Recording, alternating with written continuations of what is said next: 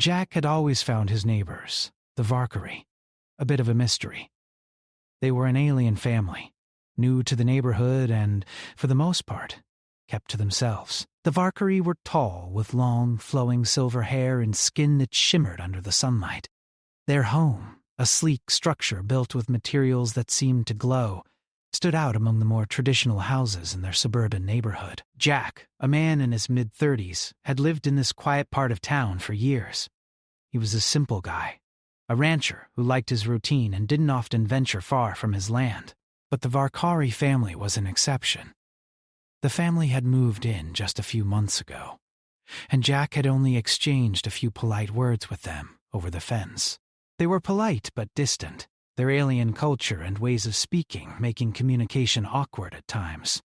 He often wondered about them, especially the widow, Treza. She was unlike anyone he had ever met. Her graceful movements and the way she seemed to look at him with an almost knowing expression had always left Jack unsettled. One evening, as Jack was finishing up some work outside, he received a message on his communicator. It was an invitation, but not just any invitation. The Valkyrie had asked him to dinner. Jack's first instinct was to be cautious. He had heard that the Valkyrie, despite their seemingly friendly nature, had some strange customs. But, at the same time, he was curious. What would it be like to dine with them? He had spent years living next door, but he didn't really know much about them. The thought of finally getting to know his neighbors better seemed appealing. The message was short, simple, and formal. Treza, the widow, had extended the invitation on behalf of her family. She mentioned that it was a tradition for the Valkyrie to host a gathering for outsiders to better understand their customs. It seemed innocent enough, but there was something about the tone of the message that Jack couldn't quite place. Still, he decided to accept. It was a chance to experience something new, to break free from his routine for just one evening. That evening, Jack donned his best shirt, although it wasn't anything fancy. He didn't know what kind of dress code the Valkyrie would expect, but he figured his usual cowboy look would suffice. As he walked over to their home, he felt a strange sense of anticipation. The house stood out even more at night, with soft lights casting eerie shadows across the walls. The Valkyrie lived in a home that seemed to blend advanced technology with a sense of organic, natural beauty. The walls of their home shimmered in the dark, almost as though they were alive. When Jack knocked on the door, Treza answered almost immediately. She was dressed in a long, flowing gown made of a fabric that seemed to change color with the light. Her eyes, glowing faintly in the dimness, locked onto Jack's, and for a moment, he felt as if she were looking straight through him. Tereza's beauty was almost unsettling, her features alien, yet strangely familiar. There was a quiet strength in her presence, and Jack couldn't help but feel that he was in the presence of something much more significant than he could understand. "Come in, Jack," Treza said in her soft, melodic voice, stepping aside to allow him entry. Jack stepped inside, his eyes adjusting to the dim interior. The atmosphere was peaceful, almost serene, but there was an underlying tension in the air that he couldn't shake. The walls of the Valkyrie home were lined with glowing symbols, some of which seemed to move as if they were alive. There was a subtle hum of energy in the background, like the house itself was in tune with something much larger than its physical form. Treza led Jack to the dining area, where a table was set with strange, gleaming dishes. The food was unlike anything Jack had ever seen. Fruits that glowed with an inner light, shimmering liquids, and what appeared to be a type of bread that seemed to shift in texture as he looked at it. Everything about the meal was alien, but it didn't feel uninviting. There was a strange comfort in the atmosphere, as though Jack had entered a space that was both foreign and yet somehow familiar. "Please, take a seat," Treza said, her voice calm and inviting. "I hope you find our hospitality to your liking." Jack sat down, his curiosity growing. The other two members of the family, Treza's children, sat at the table as well. They were both eerily similar in appearance, with strikingly pale skin and silver hair that cascaded down their backs. The children, Zira and Kel, watched Jack with an intensity that made him feel as though they were studying him. The meal began quietly, with Taraza speaking in her soft, melodic language. The words were unfamiliar to Jack, but somehow he could sense the warmth in her tone. She seemed to be asking about his life, about his work and experiences. Jack answered as best as he could, finding himself more and more intrigued by her and the way she spoke. There was a depth to her voice, an emotion that Jack couldn't quite understand.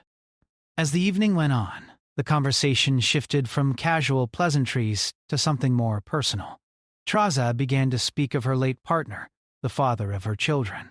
She spoke of his passing, of the grief she had felt, and how the Varkari honored their lost loved ones through rituals that were deeply meaningful to their people. Jack listened, captivated by her words, but there was something strange about the way she spoke. It wasn't just sadness in her voice. It was something else, something deeper, as though she was trying to convey more than just the surface level of grief. Jack noticed the children's silence. They sat, motionless, their eyes fixed on him as they listened to their mother's words. The stillness was unnerving, but Jack couldn't quite put his finger on why. He felt as if he were being watched, not just by the Varkari family, but by something else in the room. The silence stretched on, and Jack began to feel more and more uncomfortable. The strange dishes on the table, the alien atmosphere, the intensity of the family's gaze, it all began to weigh on him. Her eyes glowing faintly. "It is our custom," she explained softly, "to offer comfort to those who come to share our sorrow. We open our hearts, and in doing so, we forge connections that last beyond time itself." Jack, unsure of what she meant, nodded politely. He had never been good at understanding deep emotional connections, let alone those that crossed species. But he could tell that Taraza wasn't just talking about grief.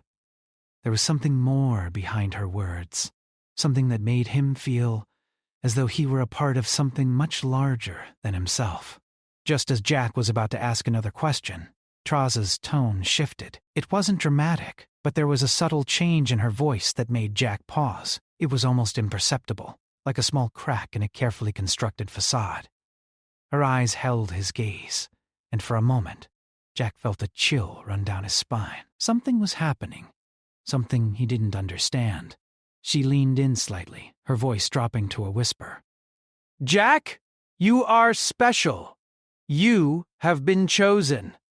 Our customs require us to bond, to share an understanding that transcends what you know. You must accept this, for it is the way of the Varkari." Jack froze, unsure of how to respond. Was this some kind of alien ritual? Had he been brought here for more than just a simple dinner? The unease that had been building in his chest now spread throughout his entire body. His instincts told him to leave, but something in Taraza's gaze held him in place. Jack sat at the table, feeling more and more uncomfortable with each passing moment. Taraza's words echoed in his mind. "You have been chosen." The air around him felt heavy, and despite the warmth of the house, a cold chill ran down his spine. He shifted in his seat, trying to remain calm. The strange food in front of him suddenly seemed less appetizing, and the silence between the family members felt oppressive. The children, Zira and Kel, continued to watch him, their eyes fixed on him with an intensity that Jack found unsettling. They weren't blinking, just staring, as if waiting for something, or perhaps expecting something from him. Taraza's gaze never left his. Her smile was soft, but there was an undeniable force behind it. It wasn't just the smile of a grieving widow. There was something deeper, something hidden beneath her calm exterior.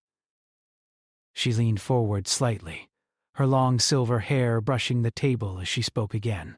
"You must understand, Jack," she said, her voice low and soothing. "The Vakari are an ancient species. Our customs are not easily understood by outsiders, but they are essential to our survival, our growth, and our future." Jack nodded, still unsure of what she meant.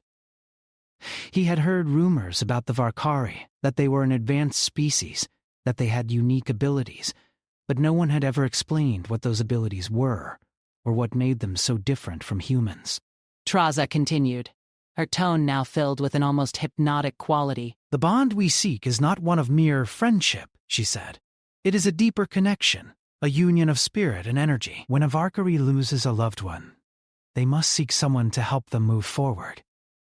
That person becomes part of them, in a way that no other can understand. It is a tradition that ensures our strength."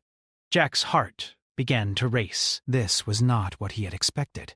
He had thought the dinner would be a simple exchange of pleasantries, a chance to learn about his neighbors and their strange customs. But now it was becoming clear that this invitation was not as innocent as it had first seemed. Teresa wasn't just offering a meal. She was offering something far more intimate, something that Jack wasn't sure he was ready for. The idea of bonding with an alien species, of becoming part of something so different, made him feel both intrigued and frightened at the same time. He cleared his throat, trying to keep his voice steady. "I'm not sure I understand. What do you mean, part of you?" Teresa's smile widened, but her eyes remained serious. "It means sharing an experience that transcends the physical. Our emotions, our energies, are intertwined. By accepting this bond, you would become a part of our family, a part of our past and future. It is not just a gift, it is an obligation, a responsibility. The Valkyrie do not take these decisions lightly." Jack felt a sudden wave of dizziness wash over him. The room seemed to spin slightly, and he gripped the edge of the table to steady himself. This wasn't just some cultural exchange. This was something deeper, something that would change him forever. He wasn't sure if he was ready for that, but Teresa's gaze held him captive. It was as if she was daring him to say no, daring him to turn away. Before Jack could respond, Zira, the younger of the two children, stood up and moved closer to him. She was silent, her eyes still locked on him, and her expression unreadable. Jack watched as she approached, his heart beating faster with each step she took. There was something about her presence that made him feel uneasy, but at the same time, there was an undeniable pull toward her, as if her very being called to him. She stopped just beside his chair and gently placed her hand on his arm. Jack felt a sudden jolt of energy course through him.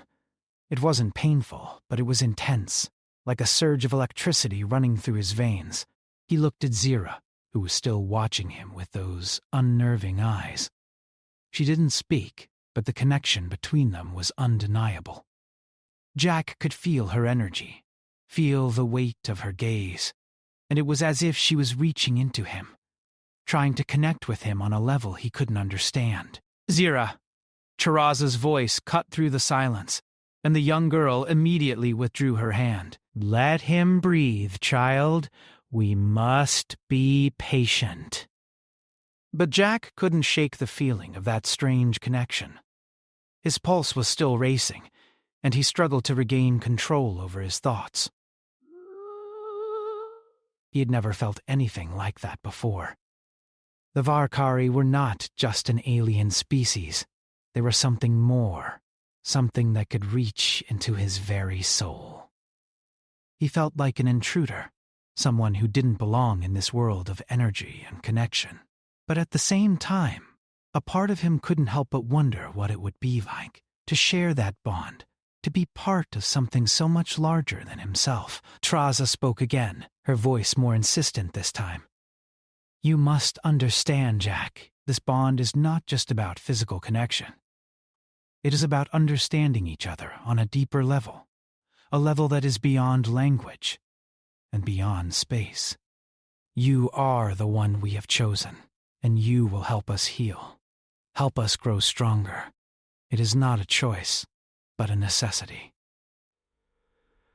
"You have been brought here for a reason." Jack's mind raced.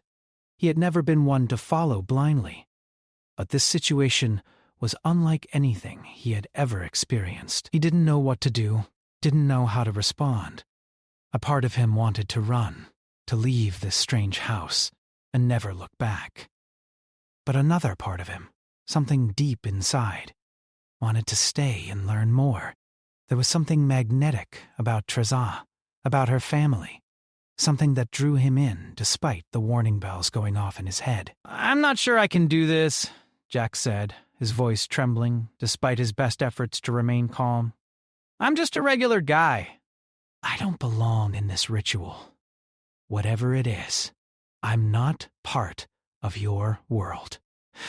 Taraza's expression softened, and she reached across the table to gently take Jack's hand. Her touch was cool, but there was a strange warmth in it, as though she was offering him something he couldn't quite grasp. "You are more a part of our world than you realize," she said. "The bond we seek is not one of alien and human. It is one of spirit and energy. You may not understand it now, but in time you will." The room was silent, and Jack could feel the weight of their expectations pressing down on him. He didn't know how to answer. How could he accept something so profound, so life-changing, when he didn't fully understand it? But as Taraza's gaze held his, as her presence filled the room, he felt something stir within him. A part of him wanted to reject it, to walk away and never look back. But another part of him, the part that had always sought adventure, that had always looked for something greater than his quiet life as a rancher, was tempted. The decision weighed heavily on him. He looked at Taraza, at Zira and Kel, and saw the deep, unspoken bond between them. They were waiting for him to make a choice, to accept or deny what they were offering.